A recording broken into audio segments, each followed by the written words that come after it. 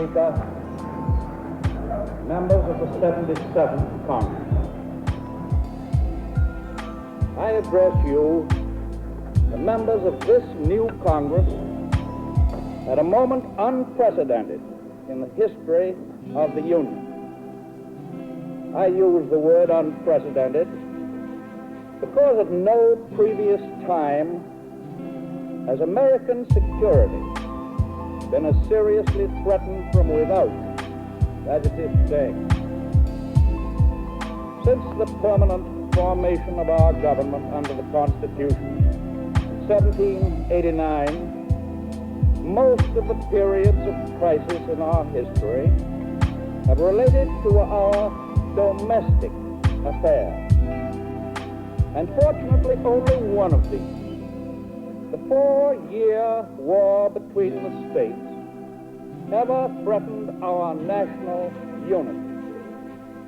Today, thank God, 130 million Americans in 48 states have forgotten points of the compass in our national unity.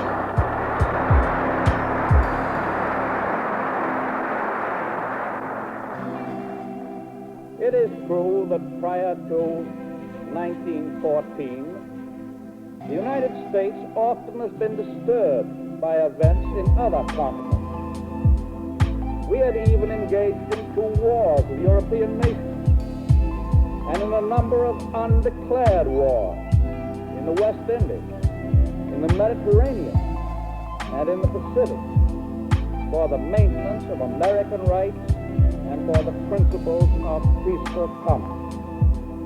But in no case had a serious threat been raised against our national safety or our continued independence. What I seek to convey is the historic truth that the United States as a nation has at all times maintained opposition, clear, definite opposition to any attempt to lock us in behind an ancient Chinese wall while the procession of civilization went past.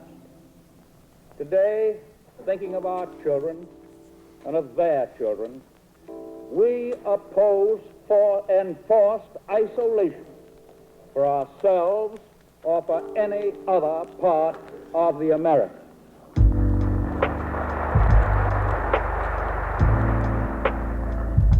That determination of ours, extending over all these years, was proved, for example, in the early days, during the quarter century of wars following the French Revolution.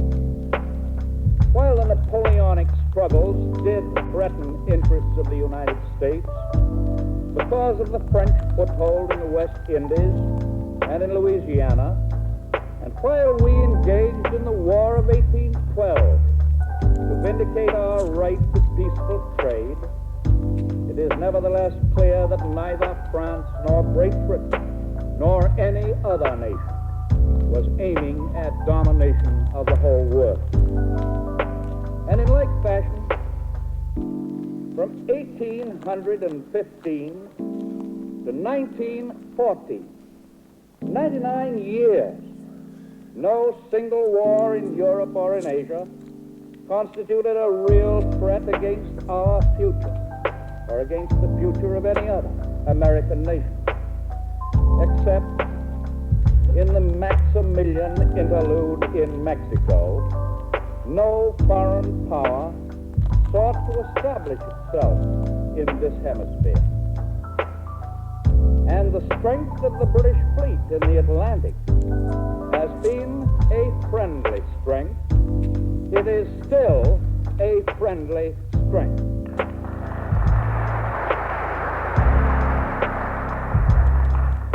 Even when the World War broke out in 1914, it seemed to contain only small threat of danger to our own American future. But as time went on, as we remember, the American people began to visualize what the downfall of democratic nations might mean to our own democracy. We need not overemphasize imperfections in the Peace of Versailles. We need not harp on failure of the democracies to deal with problems of world reconstruction. We should remember that the peace of 1919 was far less unjust than the kind of pacification which began even before Munich and which is being carried on under the new order of tyranny that seeks to spread over every continent today. The American people have unalterably set their faces against that tyranny.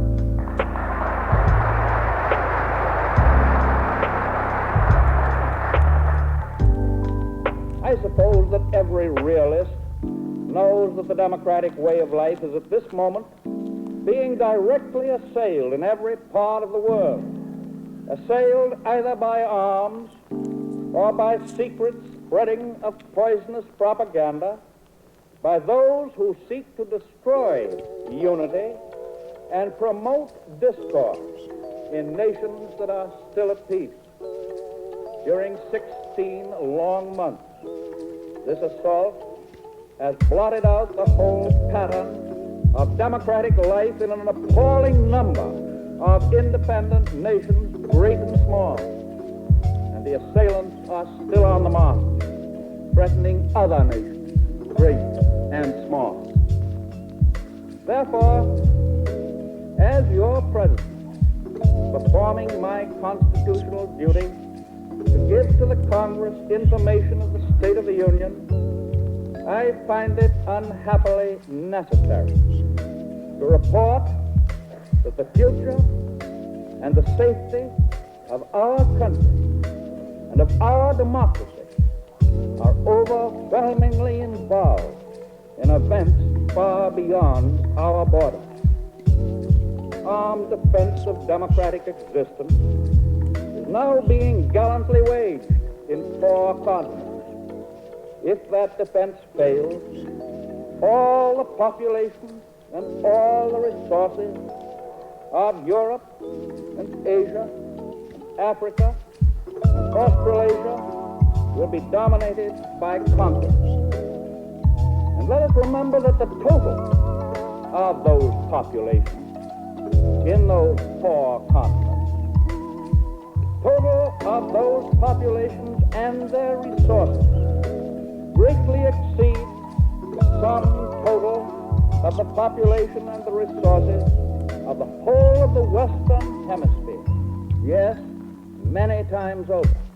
In times like these, it is immature and incidentally untrue for anybody to brag that an unprepared America, single-handed and with one hand tied behind its back, can hold off the whole world. No realistic American can expect from a dictator's peace international generosity or return of true independence or world disarmament or freedom of expression or freedom of religion or even good business.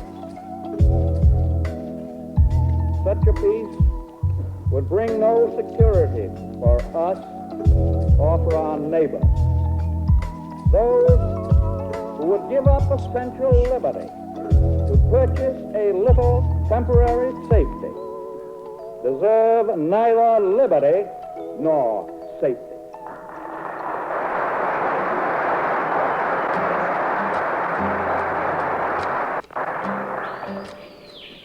As a nation, we may take pride in the fact that we are soft-hearted, but we cannot afford to be soft-headed.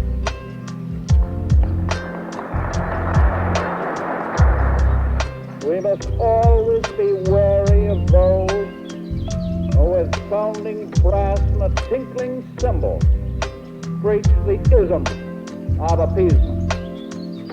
We must especially beware of that small group of selfish men who would clip the wings of the American eagle in order to feather their own nest.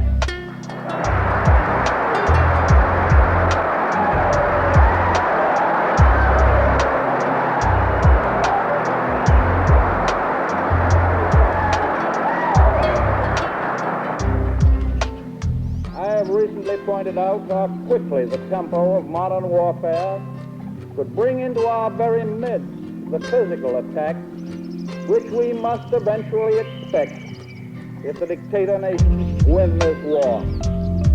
There is much loose talk of our immunity from immediate and direct invasion from across the seas. Obviously, as long as the British Navy retains its power, no such danger exists. Even if there were no British Navy, it is not probable that any enemy would be stupid enough to attack us by landing troops in the United States from across thousands of miles of ocean until it had acquired strategic bases from which to operate. But we learn much from the lessons of the past years in Europe, particularly the lesson of Norway, whose essential seaports were captured by treachery and surprise built up over a series of years. The first phase of the invasion of this hemisphere would not be the landing of regular troops. The necessary strategic points would be occupied by secret agents and by their dupes, and great numbers of them are already here and in Latin America. As long as the aggressor nations maintain the offensive, they, not we, will choose the time and the place and the method of their attack. And that is why the future of all the American republics is today in serious danger. That is why this annual message to the Congress is unique in our history. That is why every member of the executive branch of the government and every member of the Congress face great responsibility, great accountability. The need of the moment is that our actions and our policy should be devoted primarily, almost exclusively, to meeting this foreign terror. For all our domestic problems are now a part of the great emergency, just as our national policy in internal affairs has been based upon a decent respect for the rights and the dignity of all of our fellow men within our gates, so our national policy in foreign affairs has been based on a decent respect for the rights and the dignity of all nations, large and small. And the justice of morality must and will win in the end.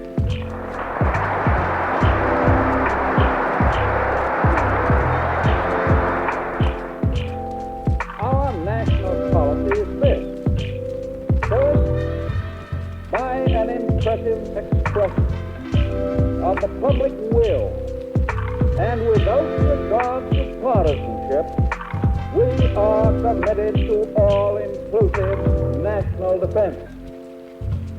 Second, by an impressive expression of the public will, and without regard to partisanship, we are committed to full support of all those resolute people everywhere who are resisting aggression and are thereby keeping war away from our hemisphere.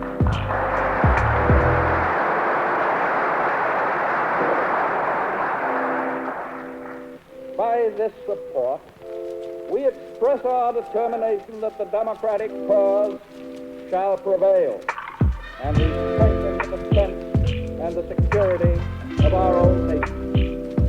Third, by an impressive expression of the public will and without regard to partisanship, we are committed to the proposition that principles of morality and consideration for our own security will never permit us to acquiesce in a peace dictated by aggressors and sponsored by appeasers. We know that enduring peace cannot be bought at the cost of other people's freedom.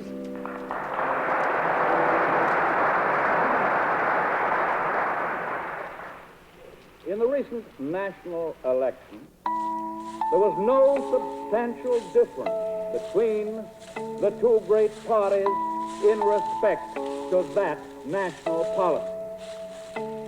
No issue was fought out on this line before the American electorate. Today it is abundantly evident that American citizens everywhere are demanding and supporting speedy and complete action in recognition of obvious danger. Therefore, the immediate need is a swift and driving increase in our armament production. Leaders of industry and labor have responded to our summons. Goals of speed have been set. In some cases, these goals are being reached ahead of time. In some cases, we are on schedule. In other cases, there are slight but not serious delays. And in some cases, and I am sorry to say, very important cases, we are all concerned by the slowness of the accomplishment of our plans. The Army and Navy, however, have made substantial progress during the past year. Actual experience is improving and speeding up our methods of production with every passing day. And today's best is not good enough for tomorrow. I am not satisfied with the progress thus far made. The men in charge of the program represent the best in training, in ability, and in patriotism. They are not satisfied with the progress thus far made. None of us will be satisfied until the job is done.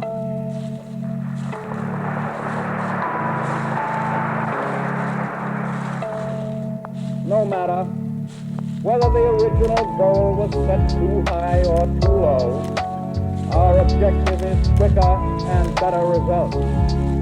To give you two illustrations, we are behind schedule in turning out finished airplanes.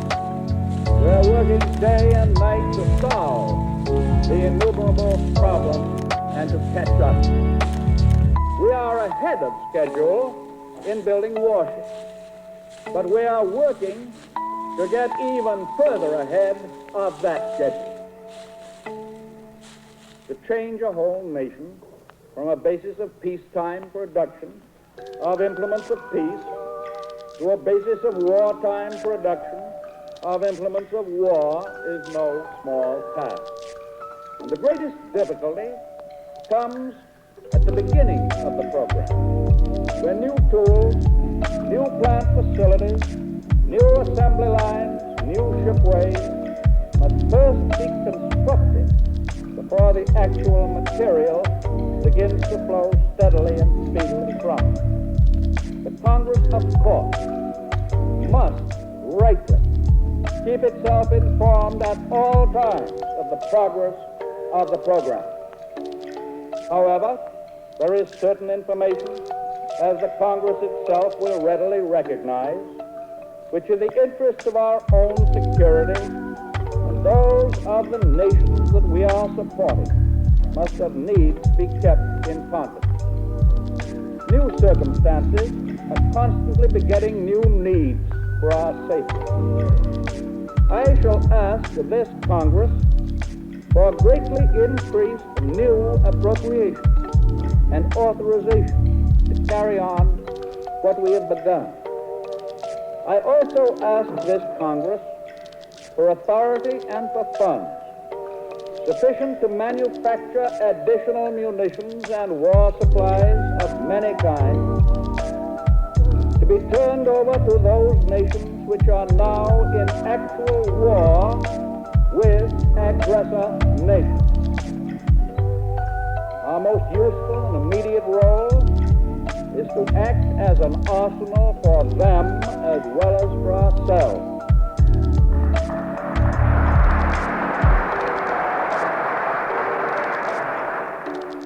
They do not need manpower, but they do need billions of dollars worth of the weapons of defense.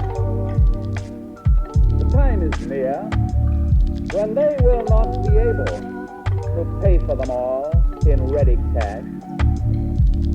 We cannot and we will not tell them that they must surrender merely because of present inability to pay for the weapons which we know they must have.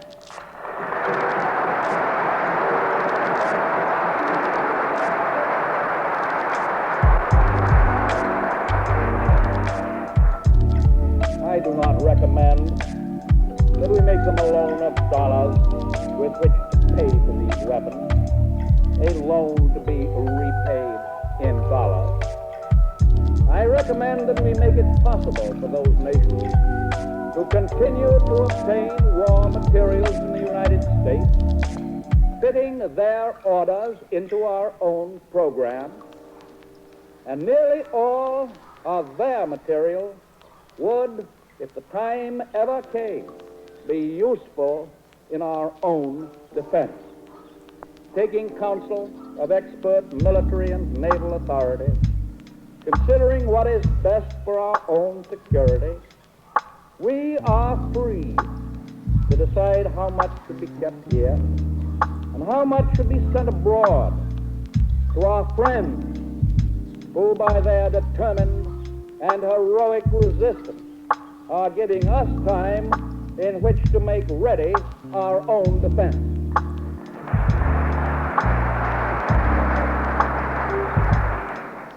For what we send abroad, we shall be repaid within a reasonable time following the close of hostilities, repaid in similar materials, or at our option in other goods of many kinds, which they can produce and which we need. Let us say to the democracy, we Americans are vitally concerned in your defense of freedom. We are putting forth our energy, our resources, and our organizing power to give you the strength to regain and maintain a free world. We shall send you in ever-increasing numbers ships, planes, tanks, guns. That is our purpose and our pledge.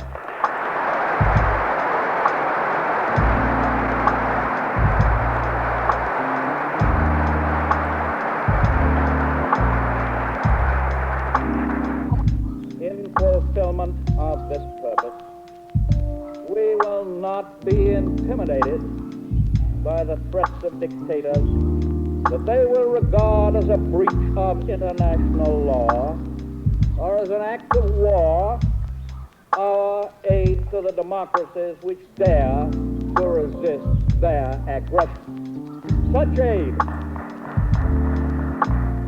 aid is not an act of war, even if a dictator should unilaterally proclaim it so to be.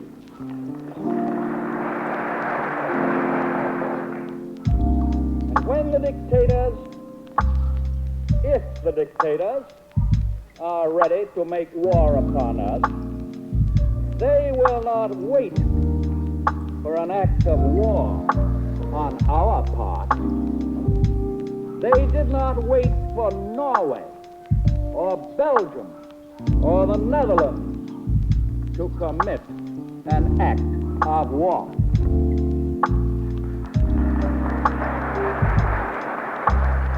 Their only interest is in a new one-way international law, which lacks mutuality in its observance and therefore becomes an instrument of oppression. The happiness of future generations of Americans may well depend on how effective and how immediate we can make our aid felt. No one can tell the exact character of the emergency situations that we may be called upon to meet. The nation's hands must not be tied when the nation's life is in danger.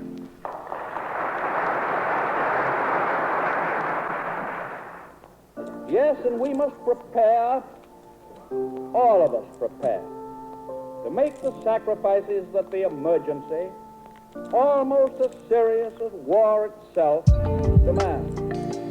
Whatever stands in the way of speed and efficiency in defense preparations of any kind must give way to the national need. A free nation has the right to expect full cooperation from all groups.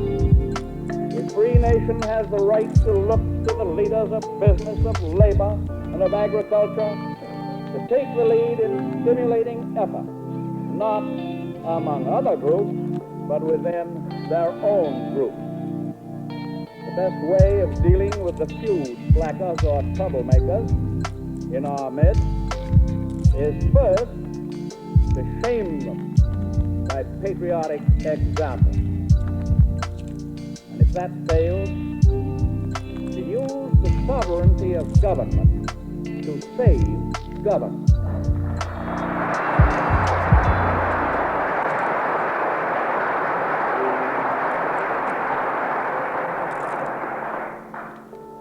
As men do not live by bread alone, they do not fight by armament alone. Those who man our defenses and those behind them who build our defenses must have the stamina and the courage which come from unshakable belief in the manner of life which they are defending. The mighty action that we are calling for cannot be based on a disregard of all the things worth fighting for. The nation takes great satisfaction and much strength from the things which have been done to make its people conscious of their individual stake in the preservation of democratic life in America.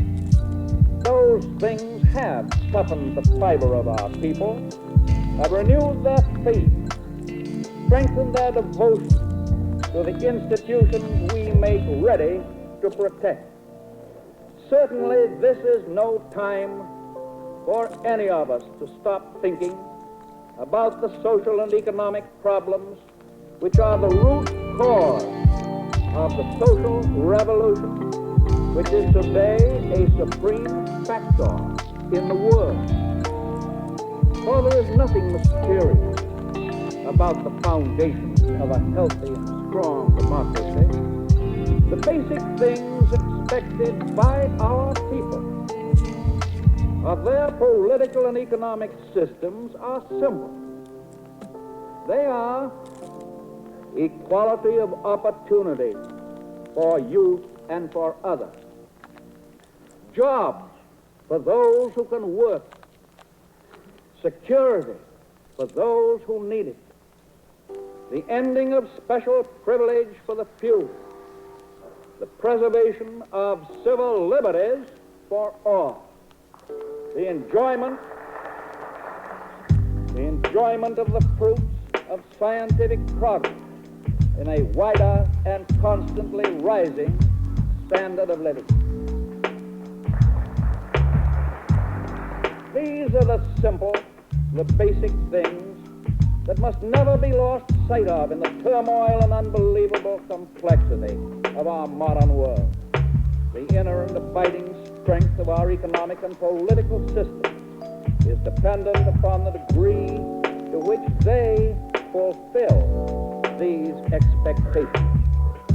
Many subjects connected with our social economy call for immediate improvement. As example, we should bring more citizens under the coverage of old age pensions and unemployment insurance. We should widen the opportunities for adequate medical care. We should plan a better system by which persons deserving or needing gainful employment may obtain it. I have called for personal sacrifice, and I am assured of the willingness of almost all Americans to respond to that call. A part of the sacrifice means the payment of more money in taxes. In my budget message, I will recommend that a greater portion of this great defense program be paid for from taxation than we are paying for today. No person should try or be allowed to get rich out of the program.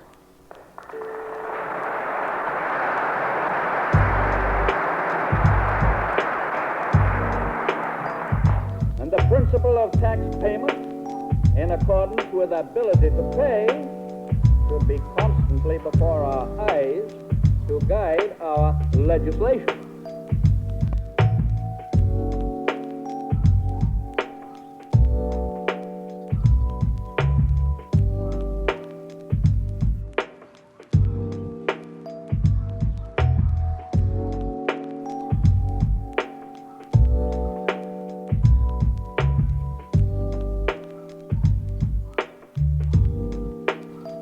If the Congress maintains these principles, the voters, putting patriotism ahead of pocketbooks, will give you their applause.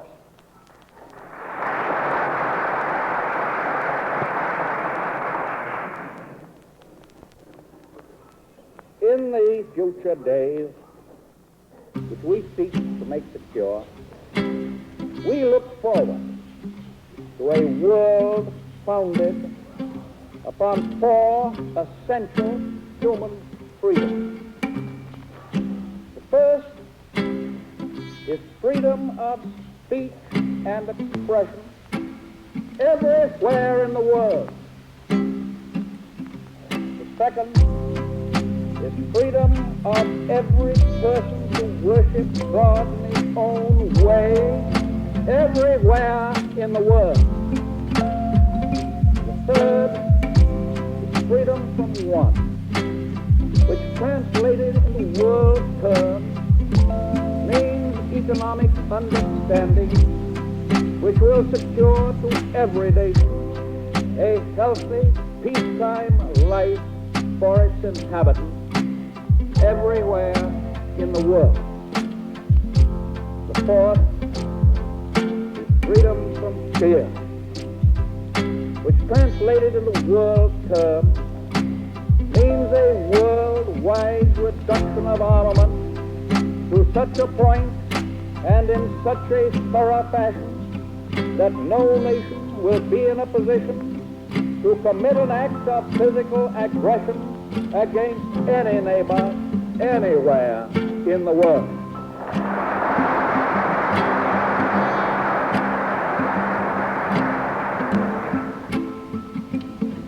That is no vision of a distant millennium.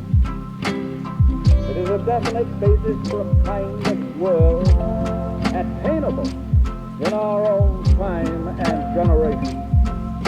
That kind of world is the very antithesis of the so-called new order of tyranny which the dictators seek to create with the crash of a bomb.